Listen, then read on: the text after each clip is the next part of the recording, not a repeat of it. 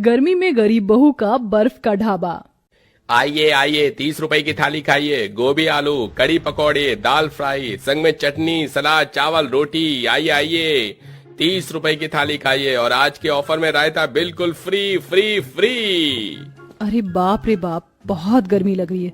धूप में चल चल के पागल हो गई हूँ भैया, और भूख भी लग रही है, लेकिन गरम खाना देखकर खाने का मन नहीं कर रहा। जरा एक थाली लगाना। जी मैडम, अभी देता हूँ।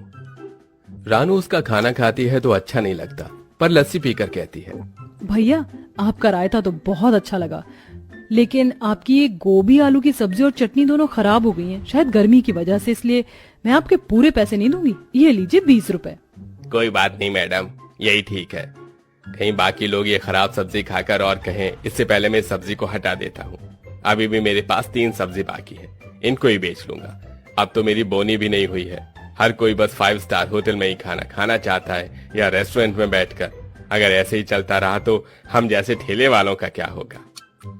कमलेश खराब सब्जी को हटा देता है। बहुत देर हो जाती है। धूप में खड़े खड़े वो परेशान हो जाता है, लेकिन 1-2 लोगों से ज्यादा कोई भी उसके छोटे से ढाबे का खाना खाने नहीं आता। आज भी उसकी बिक्री कम हुई थी। हताश होकर कमलेश घर आ जाता है। उसके ठेले लगाने की आवाज से आरोही घर के बाहर निकलती है। अजी आज तो आप 5 बजे ही आ गए, रोज तो 7 बजे तक आते हो, और आप परेशान भी लग रहे हैं, क्या हुआ? बताता हूँ। ऐसा कहकर कमलेश खराब सब्जी को बाहर फेंक देता है और अपने ढाबे का बचा हुआ खाने का सामान घर में ले जाता है। आज तो मैं खाना बनाने की कोई जरूरत नहीं है आरोही, हम सब ये खाकर खत्म कर लेंगे। हे भगवान, एक सब्जी आपने फेंक दी और अब इतना सारा खाना, हमारी बिक्री नहीं हो रही है क्या? 4 दिन पहले भी आप यही कर रहे थे। वैसे ही घर में खाने को पैसे नहीं है और बड़ी मुश्किल से हम ढाबे के लिए सामान जुटाते हैं, जिससे दूसरों को खाना खिलाने के लिए पैसे कमा पाए, लेकिन मुझे तो बस नुकसान दिखाई दे रहा है। बेटा, तेरी ढाबे का काम ठीक से नहीं चल रहा है क्या? अरे बस कीजिए, आप दोनों मेरे आते ही चढ़ गए हैं मुझ पर। कुछ बोल नहीं रहा हूँ, फिर भी बोले जा रहे हैं। आपको दिखाई नहीं देता क्या? इतने दिन से मेरा काम नहीं चल रहा है और प्रमाण पत्र दूंगा आपको लिखकर कि काम नहीं चल रहा। हाँ, आप दोनों को दिख रहा है ना कैसे मैं सब्जी फेंक रहा हूँ, बनाया हुआ खाना वापस घर में लौट कर आ रहा है। अगर काम अच्छा चलता तो ये सब लेकर क्यों आता हूँ मैं, हैं? अरे दिमाग फटा जा रहा है। वैसे ही गर्मी में कैसे कैसे खड़े होकर खाना बेचता हूँ, लोगों को आवाज लगाता हूँ, और आज तो मेरी एक सब्जी बर्बाद हो गई गर्मी की वजह से। करीबन 600-700 रुपए का नुकसान हो गया, और जो नहीं बिका वो 1500 का नुकसान था। बेटा शांत हो जा, माफ कर दे हम दोनों को। बहू इसके लिए सत्तू का पानी लिया, इसे गर्मी चढ़ रही है। आरोही तुरंत अपने पति के लिए सत्तू का शरबत बनाकर ले आती है, जिसे वो पी लेता है। अजी आप चिंता मत कीजिए, अभी गर्मी आई है ना, इसीलिए ये सब हो रहा है। हाँ, कौन सा गर्मी कल चली जाएगी। 4-5 महीने अब ऐसे ही होगा। अब आम आदमी भी गर्मी में ठेले पर खाना खाने नहीं आता। उसे ऐसी जगह चाहिए जहाँ वो बैठकर सुकून से खाना खाए। इससे लोग 5 स्टार होटल में एसी में बैठकर खाना खाते हैं। मुझ जैसे गरीबों के ठेले पर कौन आएगा? अरे धन्य है वो लोग जिनका ठेला अभी भी चल रहा है। मैं तो खाना भी अच्छा बनाता हूँ, फिर भी मेरी किस्मत साथ नहीं दे रही है। अजी अब हमारे पास इतने पैसे तो है नहीं कि ऐसा कुछ कर पाए जिससे लोग हमारे ढाबे पर खींचे चले आए। ना एसी लगा सकते हैं तो क्या करें? बहू ये सब बोलकर अभी उसको टेंशन मत दे, जाओ उसके लिए खाना लिया। मुझे नहीं खाना, आप लोग खा लीजिए। देख बेटा, इस घर को चलाने वाला एक तू ही है। अगर तू भी अपना ख्याल नहीं रखेगा तो हम दोनों कैसे रहेंगे? चल आज मैं तुझे खाना खिलाऊंगी। बूढ़ी माँ अपने बेटे की परेशानी समझ उसे अपने हाथ से खाना खिलाती है। जैसे तैसे खाना खाकर वो लोग सोने की कोशिश करते हैं। बड़ी मुश्किल से कमलेश को नींद आती है। अगले दिन वो फिर से कम खाना बनाकर अपना ठेला लिए निकल जाता है। हे महादेव, आज तो आप अपनी कृपा से मेरा खाना बिकवा देना, वरना मैं अपने घर को कैसे चलाऊंगा।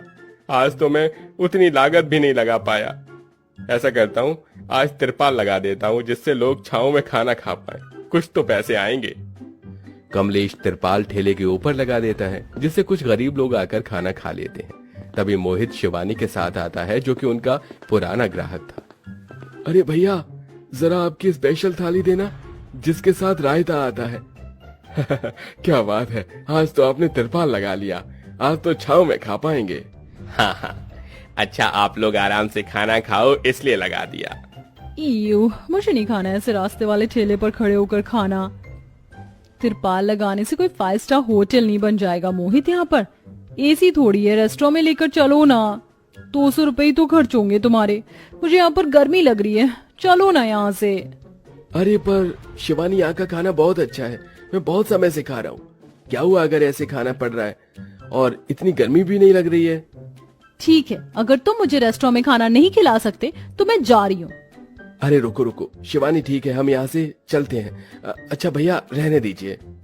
मोहित उसे लेकर चला जाता है। कमलेश का फिर घाटा होता है और शाम तक फिर उसकी 2 सब्जियां खराब हो जाती हैं।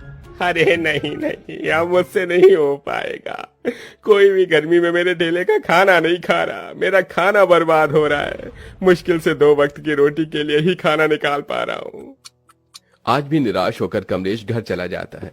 उसकी आंखों का पानी कविता और आरोही से सब कुछ कह देता है और वो ठेले को भी छांक लेती है। तभी आरोही महादेव की मूर्ति के सामने कहती है, हे भगवान, आज आप बता ही दीजिए कि मेरे परिवार ने, मैं और मेरे पति ने आपको कभी अपनी भक्ति से निराश किया हो, तो क्यों आप हमारी ऐसी कठिन परीक्षा ले रहे हैं। 1-2 हफ्ते से हमारे कितने सारे पैसे बर्बाद हो गए, अब घर में भी खाने को कुछ नहीं है। आज कमलेश जी की आंखों में पहली बार मैंने आंसू देखे हैं। क्या हमारा ढाबा कभी नहीं चल पाएगा? क्या हम गर्मी की वजह से अपने व्यापार से हाथ धो बैठेंगे? अब आपको ही कुछ करना होगा महादेव, आपको ही कुछ करना होगा, वरना मैं अपने हाथ से ये जोत नहीं हटाऊंगी। बहुत देर तक आरोही अपने हाथ में कपूर की जोत लिए रहती है। अब उसका हाथ जलने को आया था। तभी महादेव की मूर्ति से एक तेज रोशनी में आवाज आती है, बस बस पुत्री, तुम्हें अपनी भक्ति साबित करने की कोई आवश्यकता नहीं है। मैं तो तुम्हारी थोड़ी सी परीक्षा ले रहा था, पर अब तुम्हारा ऐसा समाधान करूंगा कि सब लोग तुम्हारे ढाबे पर आएंगे और इसमें तुम्हें भी अपने पति की मदद करनी होगी।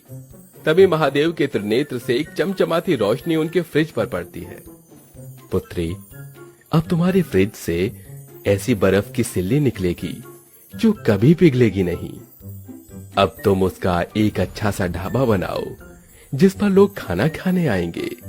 इतना कहकर महादेव अंतर्ध्यान हो जाते हैं और इसी आस में आरोही अगले दिन से एक अच्छी जगह चुनकर अपने बर्फ से ढाबा बनाने की नींव रखती है। बहू, ये तू क्या कर रही है? ये बर्फ चंद मिनट में पिघल जाएगी। नहीं माँ जी, इसे आप महादेव का आशीर्वाद समझना। मैं अपने फ्रिज से जो भी बर्फ लाकर यहाँ पर ढाबे बनाऊंगी वो कभी नहीं पिघलेगी। इससे लोग हमारे ढाबे में खाना खाने आएंगे और बर्फ का ढाबा तो हमारे अलावा कोई भी नहीं लगा सकता और हमारी कमाई बढ़ने के बहुत उम्मीद है। सब्जी भी खराब नहीं होगी। क्या सच में आरोही ऐसा हो पाएगा? हाँ जरूर। तभी दोनों पति पत्नी अपने फ्रिज से ढेर सारी बर्फ निकालकर ठेले पर रख रख कर ढाबे तक ले जाते हैं और 2 दिन में अपने बर्फ का ढाबा खड़ा कर देते हैं, जहां पर फिर दोनों पति पत्नी मिलकर खाना बनाने लगते हैं। बर्फ के ढाबे का बोर्ड देखकर आसपास के लोग आने लगते हैं। अरे क्या सच में ये बर्फ का ढाबा है? ये मेरी आंखों का वहम? ये कोई वहम नहीं है, ये सच में हमारा बर्फ का ढाबा है और इसकी ठंडक में बैठकर खाना तो खाइए। मजा ना आ जाए तो बताइए। सच? आजा पारुल, आज तो हम यहाँ पर खाना खाकर जाएंगे और बोर्ड पर रेट तो देख, बहुत सस्ते हैं। फिर दोनों बर्फ के ढाबे में बैठकर खाना खाते हैं और एक बार लेने के बाद दोबारा खाते हैं। अरे वाह, आपकी कढ़ी चावल, कढ़ी पकौड़ा, मटर पनीर, आलू की सब्जी इतनी टेस्टी लग रही कि उंगलियां चाट रही हूँ जब से। थोड़ा सा एक्स्ट्रा मिलेगा क्या? ऐसा कीजिए, आप अलग खाली दे दीजिए। मेरी दोस्त के लिए भी आपका बर्फ का ढाबा बहुत अच्छा है, एक से भी ज्यादा अच्छा लग रहा है मुझे। सच? आपका बहुत बहुत शुक्रिया। अरे बर्फ का ढाबा, यहाँ पर लिखा है कि यहाँ बहुत ठंडक है और खाना भी सस्ता है। अरे चलो, आज मेरे पैसे बच जाएंगे। आप सबको यहीं पार्टी देता हूँ। कम से कम अब मुझे रेस्टोरेंट में तो नहीं जाना पड़ेगा और ना ही आपको गर्मी में कहीं बैठना पड़ेगा। गौरव अपने जन्मदिन पर आरोही के बर्फ के ढाबे में अपने परिवार को खाना खिलाता है और सब लोग उसके खाने को खाकर बहुत खुश होते हैं। धीरे धीरे उनका ढाबा बहुत अच्छे से चल जाता है और अब सब लोग रेस्टोरेंट से ज्यादा कम बजट का खाना खाने आरोही के बर्फ के ढाबे में आते हैं, जिससे वो बहुत ज्यादा मशहूर भी हो जाती है। उसकी आर्थिक स्थिति भी बेहतर हो जाती है और अब कमलेश भी मिलकर ढाबा संभालता है। आरोही, सच में तुमने कर दिखाया। मैं तो अपने काम से इतना निराश हो गया था कि ढाबे में काम करने से हाथ कांपने लगे थे, पर अब तुम्हारा हाथ बटाऊंगा। हम दोनों मिलकर अपना बर्फ का ढाबा संभालेंगे। अरे अरे भैया, आपने बर्फ का ढाबा खोल दिया, मुझे तो पता ही नहीं चला। उस दिन के लिए मुझे माफ कर दीजिए। मुझे आपके बर्फ के ढाबे की ठंडक यहाँ तक आ रही है। अब गर्मी में देखना सब यहीं पर आएंगे और मैं अपनी गर्लफ्रेंड को भी लाऊंगा। जरा एक प्लेट खाना लगा दीजिए, बहुत भूख लगी है। हाँ आओ, मैं तुम्हें स्पेशल थाली दूंगा। इस तरह गरीब बहू गर्मी में संघर्षों से गुजरते हुए अपना बर्फ का ढाबा खोलती है, साथ ही अपने पति की हिम्मत को वापस जोड़ती है। इसके बाद अब वो खुशी खुशी अपने बर्फ के ढाबे को चलाकर फ्री में गरीब लोगों को भी खाना खिलाते थे।